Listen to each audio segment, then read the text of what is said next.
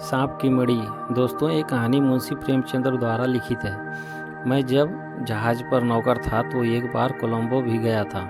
बहुत दिनों से वहाँ जाने को मन चाहता था, खासकर रावण की लंकापुरी देखने के लिए। कलकत्ते से 7 दिन में जहाज़ कोलंबो पहुँचा। मेरा एक दोस्त वहीं किसी कारखाने में नौकर था।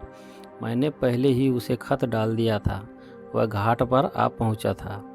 हम दोनों गले मिले और कोलंबो की सैर करने चले। जहाज़ वहाँ 4 दिन रुकने वाला था। मैंने कप्तान साहब से 4 दिन की छुट्टी ले ली। जब हम दोनों खा पी चुके तो गपशप होने लगी। वहाँ के सिप और मोती की बात छिड़ गई। मेरे दोस्त ने कहा, यह सब चीज़ें तो यह समुद्र में निकलती हैं और आसानी से मिल जाएगी, मगर मैं तुझे एक ऐसी चीज़ दूंगा जो शायद तुझे कभी ना देखी हो। हाँ, उसका हाल किताबों में पढ़ा होगा। मैंने ताज्जुब से पूछा, वह कौन सी चीज़ है? सांप का मड़ी। मैं चौंक उठा और बोला, सांप का मड़ी? उसका जिक्र तो मैंने किस्से कहानियों में सुना है, और यह भी सुना है कि उसका मोल 7 बादशाहों के बराबर होता है। क्या सांप का असली मड़ी? हाँ बोले, हाँ भाई, असली मड़ी तुम्हें मिल जाए तब तो मानोगे। मुझे विश्वास ना हुआ। वह फिर बोले, यह 50 किस्म के सांप हैं, मगर मड़ी एक ही तरह के सांपों के पास होता है। उसे कालिया कहते हैं। यह बात सच है कि यह चीज़ मुश्किल से मिलती है। 50 में शायद एक के पास निकले, मगर मिलती ज़रूर है। मैंने सुना था कि सांप मड़ी को अपने सिर पर रखता है, मगर यह बात गलत निकली। मेरे दोस्त ने कहा, यह चीज़ उसके मुंह में होती है। मैंने पूछा, तो मुंह के अंदर से चमक कैसे नज़र आती है? दोस्त ने हंसकर कहा, जब उसे रोशनी की ज़रूरत होती है तो वह किसी साफ पत्थर पर उसे सामने रख देता है। उस वक्त ज़रा भी खटका तो वह झट से अपने उसे मुंह में दबाकर भाग जाता है। उसकी यह आदत है कि जहाँ एक बार मड़ी को निकालता है वहीं बार बार आता है। मैं आज भी अपने आदमियों से कह देता हूँ और वो लोग कहीं ना कहीं से ज़रूर खबर लाएंगे। 2 दिन गुजर गए। तीसरे दिन शाम को मेरे दोस्त ने मुझसे कहा, लो भाई, मड़ी का पता चल गया। मैं झट उठा और खड़ा हुआ और अपने दोस्त के साथ बाहर आया तो वह आदमी खड़ा था जो मड़ी की खबर लाया था। वह कहने लगा, अभी मैं एक सांप को मड़ी से खेलते देख आया हूँ। अगर आप इसी वक्त चलें तो मड़ी हाथ आ सकता है। हम फौरन उसके साथ चल दिए। थोड़ी देर में हम एक जंगल में पहुँचे। उस आदमी ने एक तरफ उंगली से इशारा करके कहा, वह देखिए, सांप मड़ी रखे बैठा है।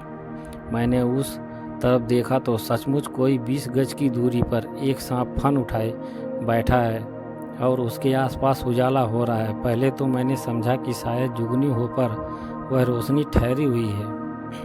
जुगनू की चमक चंचल होती है, कभी दिखाई देती है, कभी गायब हो जाती है।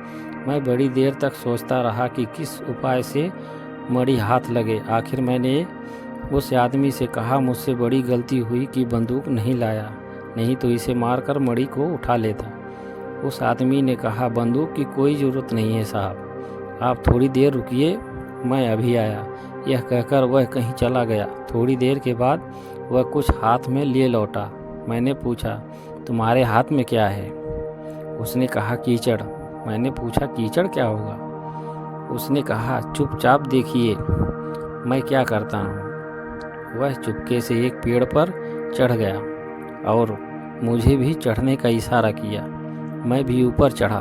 तब वह डालियों पर होता हुआ ठीक सांप के ऊपर आ गया और एकाएक उस मड़ी पर कीचड़ फेंक दिया। अंधेरा छा गया। सांप घबराकर इधर उधर दौड़ने लगा।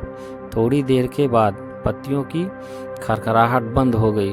मैंने समझा सांप चला गया। पेड़ से उतरने लगा। उस आदमी ने मुझे पकड़ लिया और कहा, भूल कर भी नीचे ना जाइएगा, नहीं तो घर तक ना पहुँचिएगा। वह सांप यहीं पर कहीं ना कहीं छिपा बैठा है। हम दोनों ने उसी पेड़ पर रात काटी। दूसरे दिन सुबह होते ही हम दोनों इधर उधर देखकर नीचे उतरे। साथी ने कीचड़ हटा दिया। मड़ी नीचे पड़ा था। मैं मारे खुशी के मतवाला हो गया। जब हम दोनों घर पहुँचे तो मेरे दोस्त ने कहा, अब तो तुम्हें विश्वास आ गया या अब भी नहीं? मैंने कहा, हाँ, सांप के पास से इसे लाया हूँ ज़रूर, मगर मुझे अभी तक संदेह है कि यह वही मणि है जिसका मोल 7 बादशाहों के बराबर है। दरपयात करने पर मालूम हुआ कि वह एक किस्म का पत्थर है जो गर्म होकर अंधेरे में जलने लगता है। जब तक वह ठंडा नहीं हो जाता वह इसी तरह रोशन रहता है। सांप इसे दिन भर अपने मुंह में रखता है ताकि यह गर्म रहे। रात को वह इसे किसी जंगल में निकालता है और इसकी रोशनी में कीड़े मकोड़े पकड़कर खाता है। दोस्तों, कहानी में कोई त्रुटि हुई हो तो हमें क्षमा करना और कमेंट में ज़रूर बताना। धन्यवाद।